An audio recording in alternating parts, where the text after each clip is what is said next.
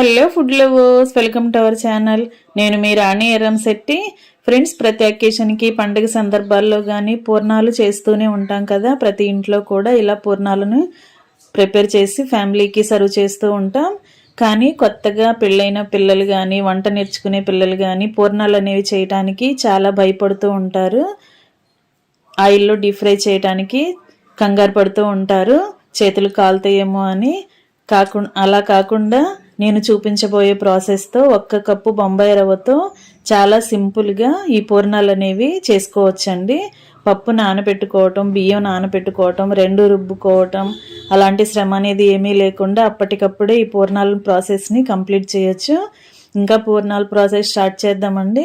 1 cup నిండా పచ్చిశనగపప్పు తీసుకుని గిన్నెలోకి వేసుకోండి. గిన్నె నిండా వాటర్ పోసుకుని 1 గంట పాటు నానబెట్టుకోండి. కనీసంగా 1 అరగంట పాటైనా నానబెట్టుకోండి. నానిన తర్వాత చూపిస్తానండి. నానిన తర్వాత వాటర్ అన్నీ కూడా తీసేసుకుని 2-3 సార్లు బాగా కడుక్కోండి. పప్పుని కడిగిన తర్వాత మనం ఏ కప్పుతో అయితే శనగపప్పు తీసుకున్నామో సేమ్ అదే కప్పుతో 1.5 కప్పుల వాటర్ పోసుకోండి. ఇలా వాటర్ పోసుకున్న తర్వాత ఈ గిన్నెను మూత పెట్టుకుని కుక్కర్లో పెట్టుకుని 3 నుంచి 4 విజిల్స్ వచ్చేంత వరకు ఉడికించండి. పప్పు అనేది మెత్తగా ఉడికిపోతే ప్రాసెస్ అనేది మనకి ఈజీ అవుతుందండి. ఉడికిన తర్వాత చూపిస్తున్నాను. మనం పోసిన వాటర్ అనేవి కరెక్ట్గా సరిపోయాయండి. కప్పు శనగపప్పుకి 1.5 కప్పు వాటర్ అయితే కరెక్ట్గా సరిపోయాయి. ఇలా మెత్తగా ఉడికిపోయింది. దీనిని ఒక మిక్సీ జార్లోకి తీసుకుని మెత్తగా గ్రైండ్ చేసుకుందాం. మరీ మెత్తని పేస్ట్ లాగా అక్కర్లేదండి. కొంచెం బరకగా ఉన్నట్లయితే మనం పూర్ణాలు తింటున్నప్పుడు శనగపప్పు పలుకులు అనేవి అక్కడక్కడ తగులుతూ ఉంటాయి, టేస్ట్ చాలా బాగుంటుంది. అలా గ్రైండ్ చేసుకోండి.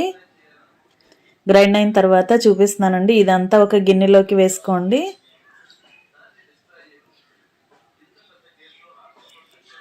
మిక్సీ జార్లో నుండి తీసుకుని పప్పు అంతా కూడా గిన్నెలోకి వేసుకోండి.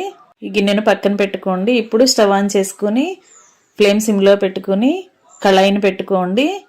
ఉడకపెట్టుకున్న శనగపప్పు అంతా కూడా దానిలో వేసుకోండి. మనం ఏ కప్పుతో అయితే శనగపప్పు తీసుకున్నామో సేమ్ అదే కప్పుతో అదే క్వాంటిటీలో 1 కప్పు శనగపప్పుకి 1 కప్పు బెల్లం తురుము వేసుకోండి. కరెక్ట్గా సరిపోతుంది. బెల్లం తడవటానికి మాత్రం 2 టేబుల్ స్పూన్లు వాటర్ పోసుకోండి. ఇప్పుడు బెల్లం అంతా కూడా పప్పులో కలిసేంత వరకు గరిటెతో బాగా కలుపుకోండి. బెల్లం కరగటం స్టార్ట్ అయింది కదండి. ఈ టైంలో మనం గరిటెతో కలుపుకుంటూనే ఉండాలి, లేదంటే అడుగంతా కూడా అంటుకుపోతూ ఉంటుంది. ఇలా బాగా దగ్గరగా ఉడుకుతున్నప్పుడు 1 టేబుల్ స్పూన్ యాలకుల పొడి, 2 టేబుల్ స్పూన్లు నెయ్యి వేసుకోండి. ఇది ఆవు నెయ్యి అండి, మీరు నార్మల్ నెయ్యి అయినా వేసుకోండి. ఇప్పుడు నెయ్యి అంతా కూడా ఇలా పప్పులో కలిసేంత వరకు కలుపుకోండి. నెయ్యి ఎంత ఎక్కువగా ఉంటే శనగపప్పు పూర్ణాలకి టేస్ట్ అనేది అంత కమ్మగా వస్తుందండి. ఇప్పుడు నెయ్యి యాలకుల పొడి కూడా పిండంతా కలిసే వరకు కలుపుకోండి. ఇలా మధ్య మధ్యలో ఉడుకుతున్నప్పుడు 1 టేబుల్ స్పూన్ నెయ్యి వేసుకుంటూ ఉడికించుకోండి. ఇలా బాగా చిక్కబడి ముద్ద అనేది దగ్గర పడింది కదా. ఇలా మనం రౌండ్గా చేసుకున్నప్పుడు ఇలా బాల్ చేయడానికి ఈజీగా ఉంటే సరిపోతుంది. అంతవరకు ఉడికించుకుని పక్కన పెట్టి చల్లారి పెట్టుకోండి. ఇప్పుడు వేరొక కళాయిలో అదే స్టవ్ మీద 1 గ్లాస్ పాలు 1 గ్లాస్ వాటర్ పోసుకోండి. నేను కాచి చల్లార్చిన పాలు పోసానండి, మీరు నార్మల్ పాలైనా పోసుకోండి. అచ్చంగా వాటర్తో అయినా చేసుకోవచ్చండి, పాలు పోయాల్సిన పనేమీ లేదు. నేను 1 కప్పు పాలు 1 కప్పు వాటర్ పోసాను. దానిలో 2 టేబుల్ స్పూన్లు పంచదార వేసుకుని పాలని కాగించుకోండి. ఇలా పాలు కాగటం స్టార్ట్ అయింది కదా. ఈ టైంలో కప్పు బొంబాయి రవ్వ తీసుకోండి. ఉప్మా రవ్వ, సూజీ రవ్వ అంటాం కదా, ఆ రవ్వను కొలుచుకొని పక్కన పెట్టుకోండి. మనం శనగపప్పు బెల్లం తీసుకున్న కప్పు ఉంటుంది కదా, అదే కప్పుతో 1 కప్పు సూజీ రవ్వ తీసుకోండి. కరెక్ట్గా సరిపోతాయండి. శనగపప్పు బాల్స్కి కానీ పై పూర్ణానికి కానీ రవ్వ అనేది కరెక్ట్గా సరిపోతుంది. ఏ కప్పుతో శనగపప్పు బెల్లం తీసుకుంటే సేమ్ అదే కప్పుతో అదే క్వాంటిటీలో రవ్వ తీసుకోండి, కరెక్ట్గా సరిపోతుంది. ఇప్పుడు ఈ రవ్వని కాగుతున్న పాలలో వేసుకుని ఉండలు అనేవి ఏమీ లేకుండా చక్కగా కలుపుకోండి. దీనిలో ఉన్న వాటర్ అనేవి ఎగిరిపోయి రవ్వంతా కూడా ముద్దలాగా దగ్గర పడేంత వరకు ఉడికించుకోండి. ఇలా కళాయి నుంచి సపరేట్ అయ్యేంత వరకు ఉడికించుకోండి. గరిటెతో రవ్వని వెనక వైపుకి నొక్కి కళాయి వైపుకు నొక్కుతూ ప్రెస్ చేస్తున్నట్లుగా చేసినట్లయితే ఎక్కడైనా ఉండలనేవి ఉంటే అవి మెత్తగా అయిపోతాయండి. అంతవరకు కూడా బాగా కలుపుకొని పక్కన పెట్టుకోండి. చల్లారిన తర్వాత గరిటె పక్కన పెట్టేసుకుని చేత్తోనే ఈ రవ్వ అంతా కూడా మెత్తగా చేసుకుంటూ ముద్దలాగా రెడీ చేసుకోండి. చల్లారేంత వరకు పక్కన పెట్టుకుని చల్లారిన తర్వాత గరిటె పక్కన పెట్టేసి చేత్తోనే పిండిని రవ్వని చపాతీ ముద్దలాగా మెత్తగా కలుపుకోండి. బాగా ఉడికిపోయింది కదా, చేత్తో కలుపుతున్నప్పుడు చక్కగా సాఫ్ట్గా వచ్చేస్తుందండి. అంతవరకు కూడా చల్లారి పెట్టుకోండి. ఈలోపుగా శనగపప్పు అనేది చల్లారింది. దానిని మనకి కావలసిన సైజులో బాల్స్ లాగా చేసుకుని ప్లేట్లో పెట్టుకోండి. మీకు పూర్ణం అనేది ఏ సైజులో కావాలంటే ఆ సైజులో శనగపప్పు ఉండని రెడీ చేసుకోండి.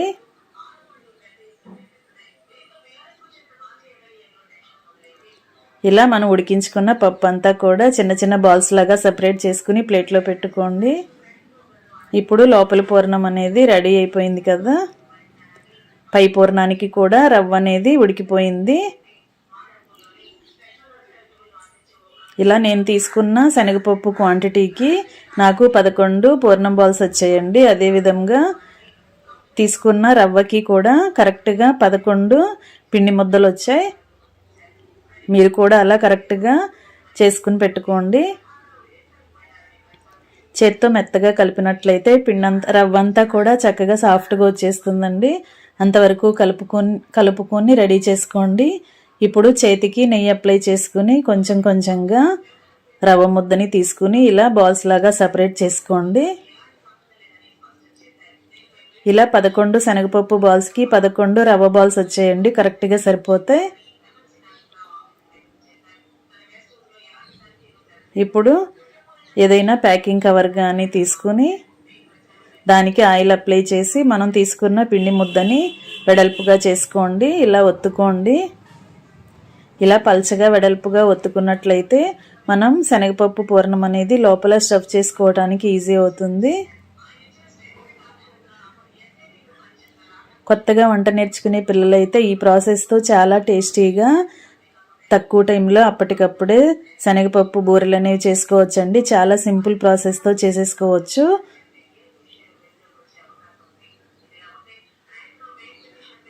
ఇలా లోపల పూర్ణాన్ని కవర్ చేస్తూ రవ్వ ముద్దని కరెక్ట్గా రౌండ్గా చేసుకోండి.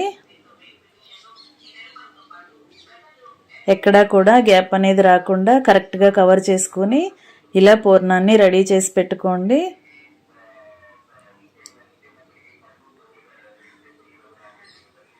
ఇలా రెడీ చేసుకోండి. చాలా ఈజీ ప్రాసెస్ కదండి. మీ అందరికీ కూడా నచ్చినట్లయితే మీరు ఇలా ట్రై చేసి చూడండి. మామూలు పూర్ణాల కన్నా కూడా ఈ సుజీ రవ్వ పూర్ణాలు చాలా చాలా క్రిస్పీగా టేస్టీగా వస్తాయండి. చాలా కమ్మగా అనిపిస్తాయి. ప్రాసెస్ కూడా చాలా ఈజీ కదా. మీ అందరూ ఒకసారి ట్రై చేసి చూడండి.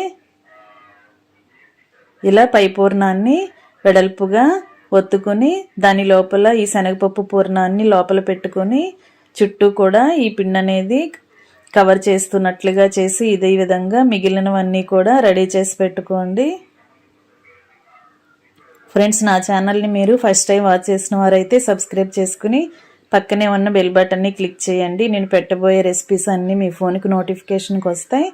వాటిలో మీకు నచ్చిన రెసిపీని కుక్ చేసి ఫ్యామిలీకి సర్వ్ చేయండి. సింపుల్ ప్రాసెస్తో టేస్టీ రెసిపీస్ని తక్కువ టైంలో కుక్ చేసే రెసిపీస్ని చెప్తానండి. మీ అందరికీ కూడా రెసిపీస్ కానీ ప్రాసెస్ కానీ నచ్చేలా ఉంటాయి. మీరు కూడా కుక్ చేసి ఫ్యామిలీకి సర్వ్ చేయండి. ఇదే విధంగా మిగిలినవన్నీ కూడా రెడీ చేసి ప్లేట్లో పెట్టుకోండి.